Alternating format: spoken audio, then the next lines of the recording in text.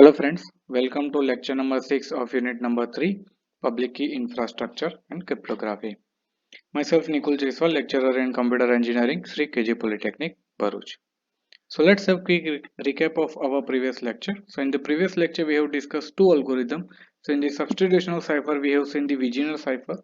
In the Wigner cipher we construct the 26 by 26 block and we put the characters A to Z in that block, and we take the column as a key and we take the first row as a plain text, and we by using that block we encrypt and decrypt the plain text and ciphertext.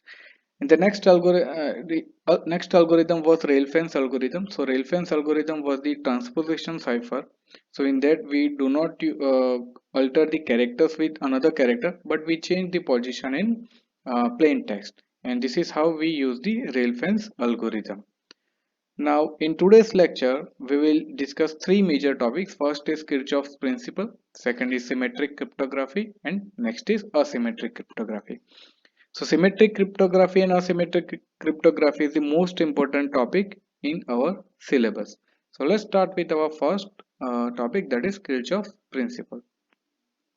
So, important rule in Kirchhoff's principle is the security of the encryption scheme must be dependent on the secrecy of the key and not on the secrecy of the algorithm.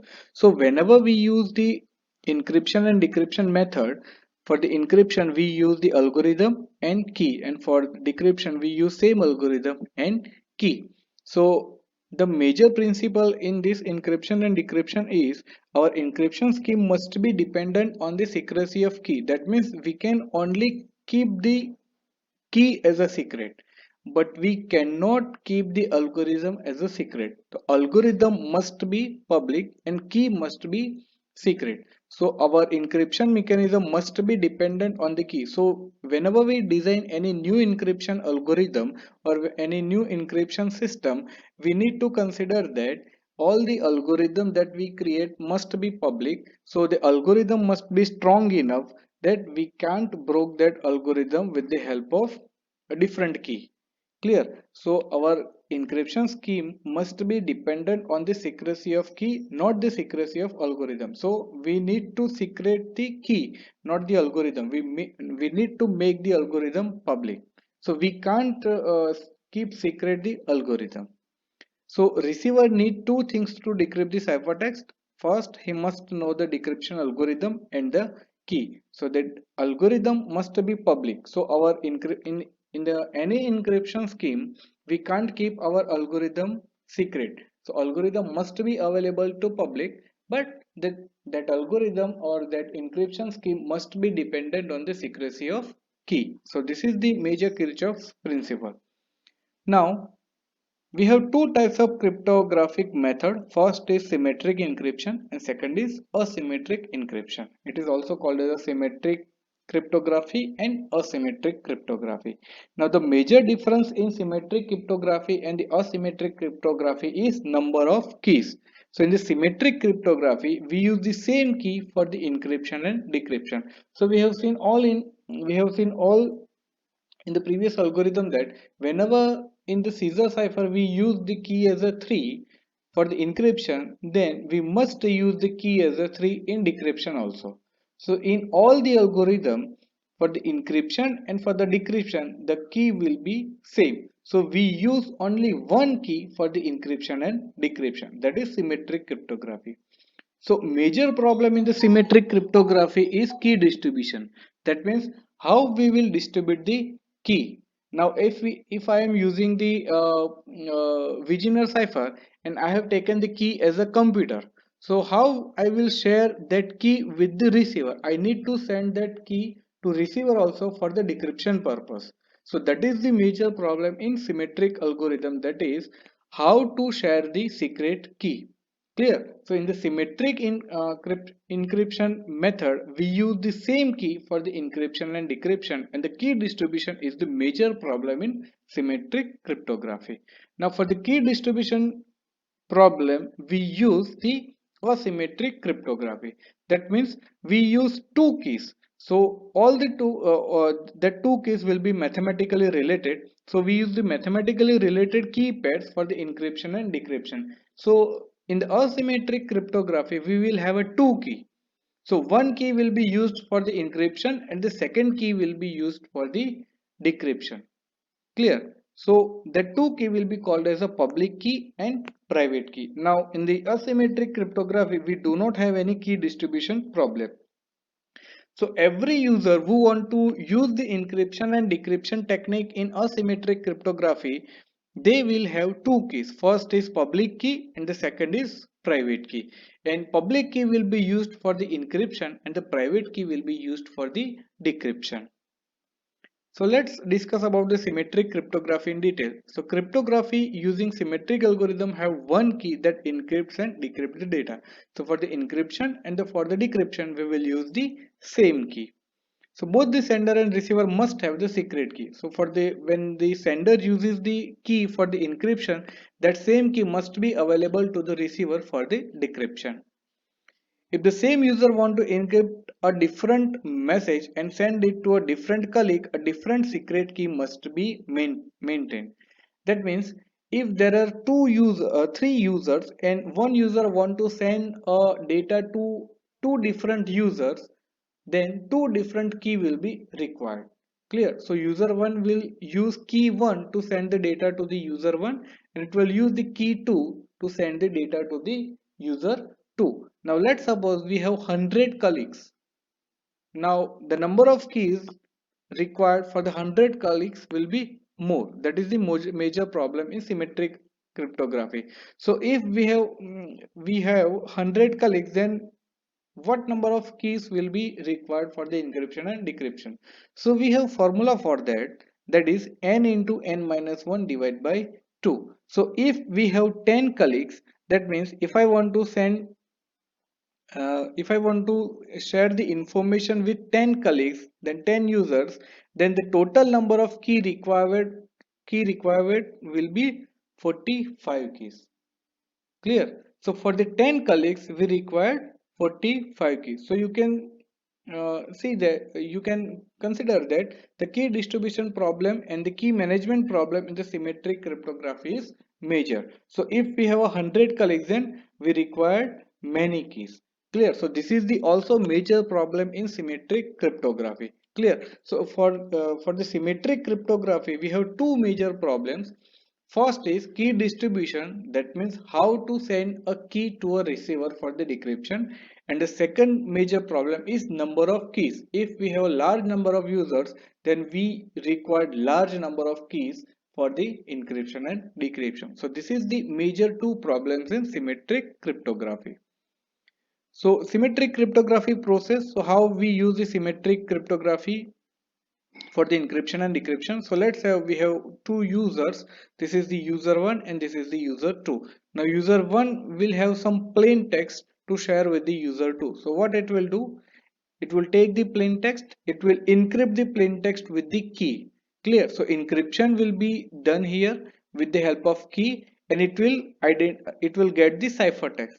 So the ciphertext will be encryption of plain text with the help of key, that we have seen already how to perform the encryption and decryption. So after completing the encryption, we will have a ciphertext. Now the ciphertext will be transferred through the transmission media, so it can be a internet also. We will send this ciphertext to the receiver end. What the receiver will do, it will perform the decryption with the help of same key. So these both the keys must be same, so it will perform the decryption. So whenever it perform the decryption, it will require the same key and the ciphertext. So with the help of ciphertext and key, it will identify the plain text and the plain text will be available to a receiver. So this is how the symmetric cryptography process works. Now in the symmetric cryptography, both the key will be same. So this process will be done at the sender side and this process will be done at the receiver side. So again, what the sender will do, it will take the plain text, it will do the encryption with the key, it will identify the ciphertext, it will send the ciphertext with the help of transmission media. The receiver will receive the ciphertext and it will convert the ciphertext into the plain text with the help of key and it will get the plain text. So this is how the symmetric cryptography process works. And if any attacker get the information from the transmission media, he will only get the ciphertext. It will not be easy for the attacker to identify the plain text from the transmission media. So this is the symmetric cipher model. We take the plain text, that means X as an input. We use the secret key. So you can see here it is written secret key shared by the sender and receiver. So both the sender and receiver will have the same key. It will use the encryption algorithm, different encryption algorithm for the encryption. After encryption, the X will be converted into the Y. Now what will be the Y? Y will be the encryption of X with the help of key. Now the receiver will get the Y. It will perform the decryption by the decryption algorithm. So the decryption algorithm will be the reverse of encryption algorithm.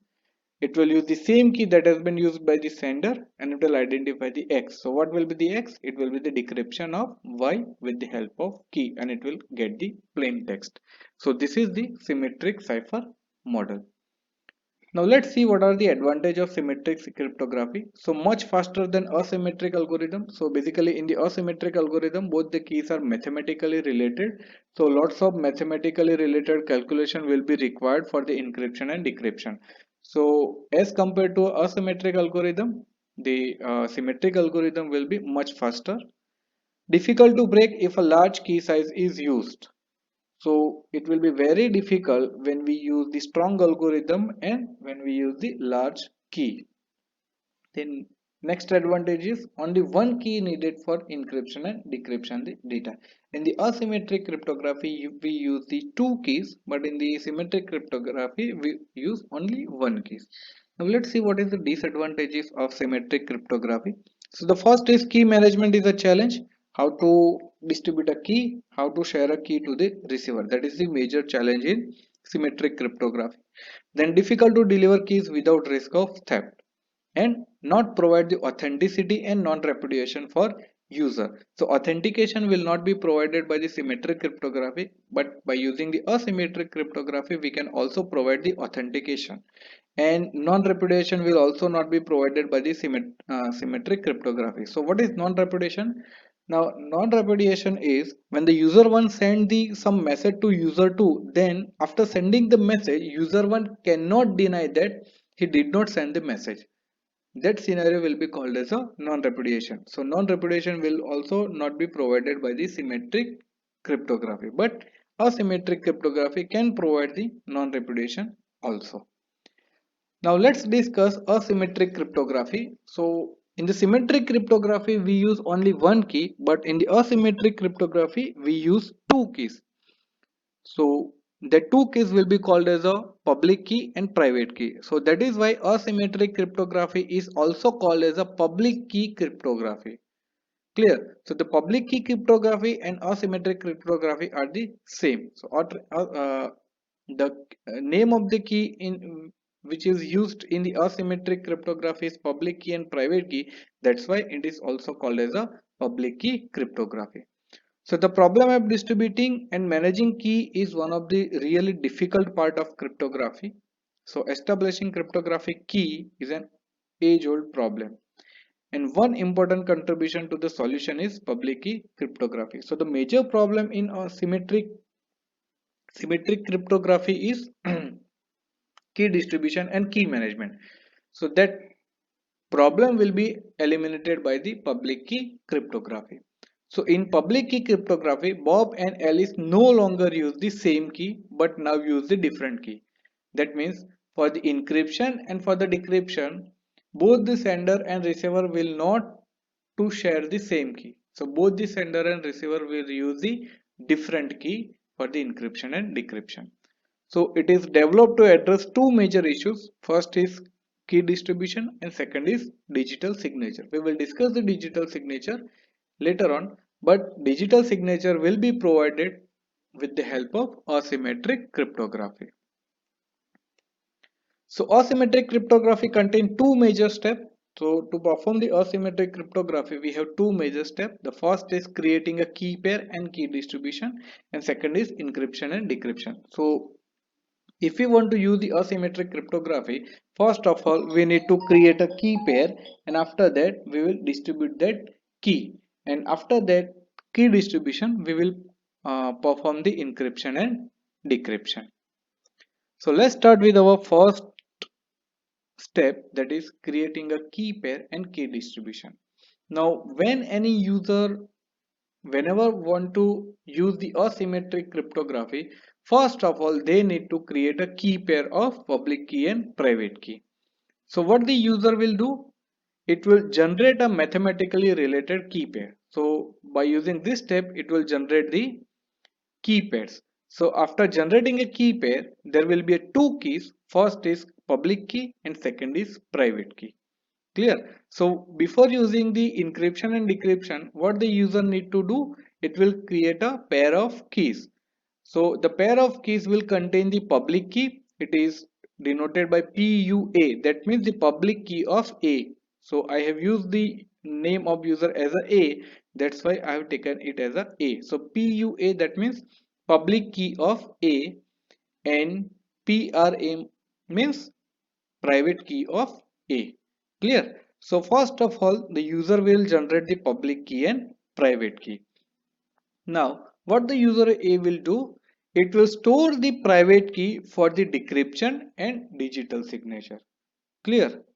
So private key will be used for the decryption only, and the public key will be used for the encryption.